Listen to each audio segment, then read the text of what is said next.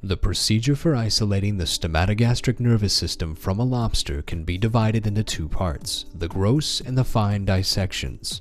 In this video, we demonstrate the gross dissection. The protocol involves isolating the cephalothorax, removing the stomach, and opening the stomach to facilitate the fine dissection of the stomatogastric nervous system. Hi, I'm Hilary Bierman from the laboratory of Dr. Eve Martyr at Brandeis University. Hi, I'm Annalise Tobin, also from the Martyr Lab. Today we will show you the procedure for the gross dissection of the stomach of the lobster Homarus americanus. We use this procedure in our laboratory to access the stomatogastric nervous system, which we use to study how small neural circuits produce rhythmic behavior. So let's get started.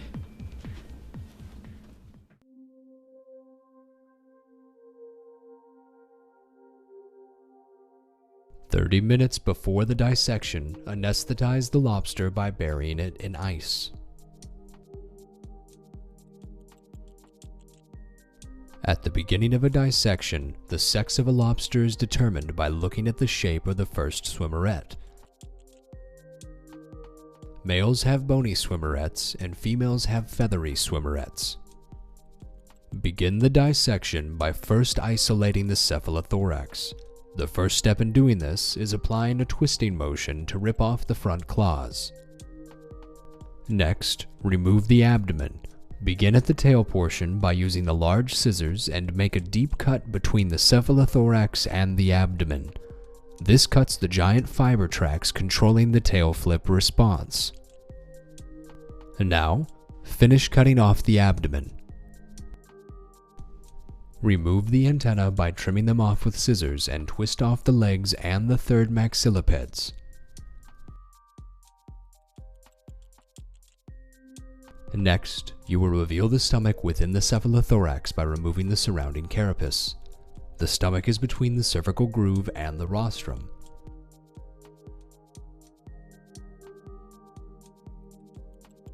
Starting on the lateral edge of this section, use rongeurs and spatula to carefully remove the hard carapace while leaving the reddish underlying hypodermis intact.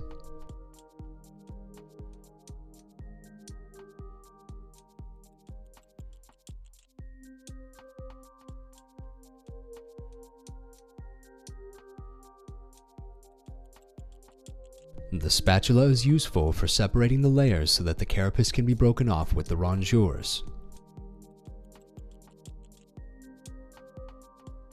Moving toward the eyes, you find bilateral lightly calcified small oval plates.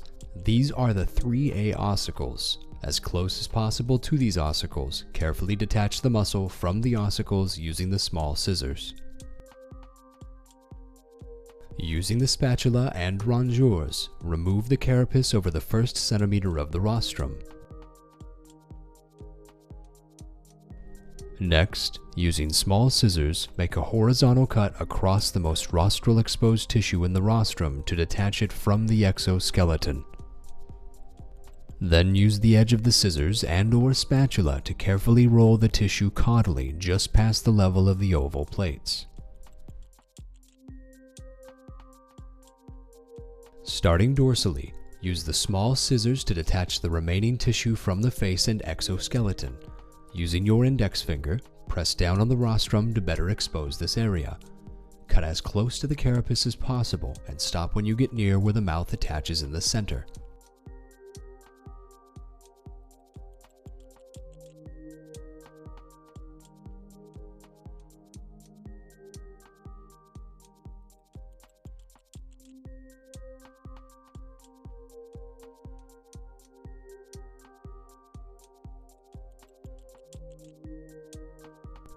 From a ventral view, the mandible should be easily visible.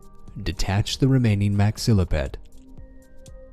Locate the soft lip under the mandibles. This lip must be kept attached to the stomach while it is detached from the face.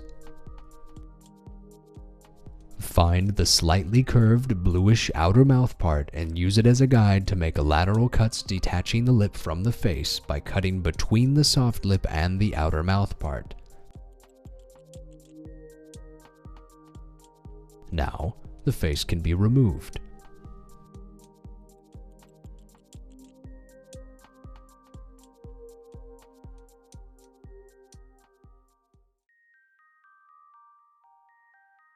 Follow the next steps to excise the stomach. Begin by holding what remains of the lobster in the palm of your hand, ventral side up and rostral end toward your elbow. Now, attach a hemostat to the lip and let gravity pull the hemostat and lip down and away from the ventral body wall. Using the small scissors, detach the stomach wall from the mandibles and surrounding tissue.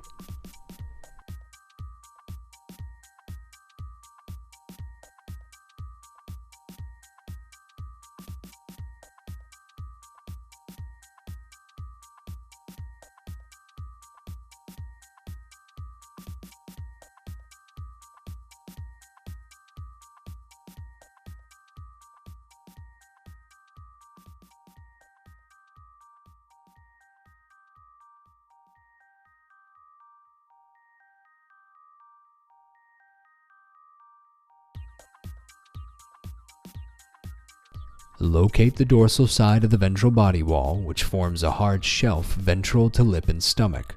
Detach the stomach from this body wall by cutting very close to the body wall below the lip. Cut across the entire medial lateral midline. The entire ventral side of the stomach should now be detached from the body wall. Now, flip the lobster over to work on the dorsal side.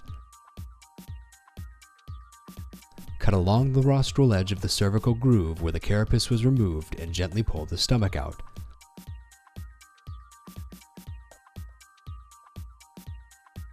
Some intestines may come along too, and if they do, use scissors to detach them from the stomach.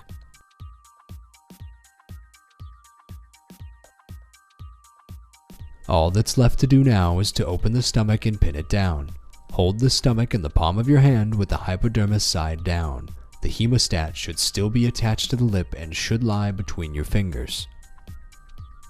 Now, use the small scissors to make a shallow incision along the AP axis at the mouth opening, which is ventral to the lip. Extend the incision down through the ventral side of the pylorus.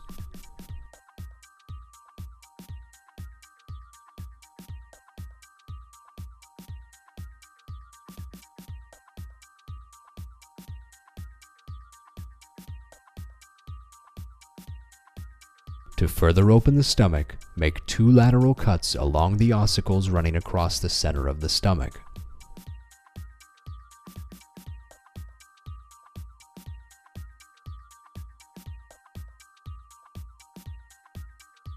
To improve visibility of the stomach interior, rinse it out with cold saline. In order to get the preparation to be flat in the dissecting dish, use the small scissors to trim the 3 gastric teeth inside the stomach.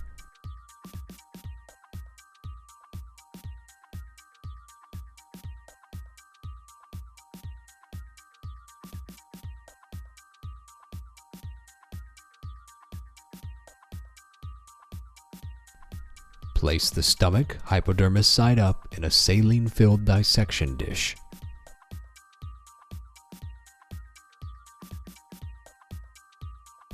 Place insect pins at the lip and the 4 corners created when the stomach was opened up. For the anterior corners, place pins high and close to the edge as not to disturb the commisual ganglia or inferior esophageal nerves. For the posterior corners, place pins anteriorly to the laterally running ossicles so as not to disturb the pyloric dilator muscle. Now the preparation is ready for fine dissection of the nervous system.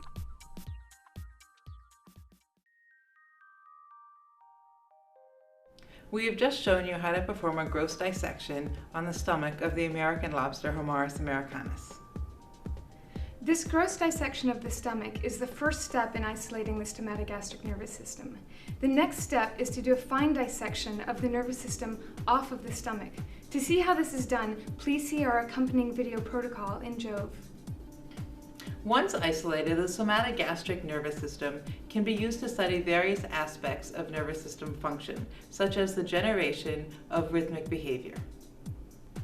Thanks for watching and good luck with your experiments.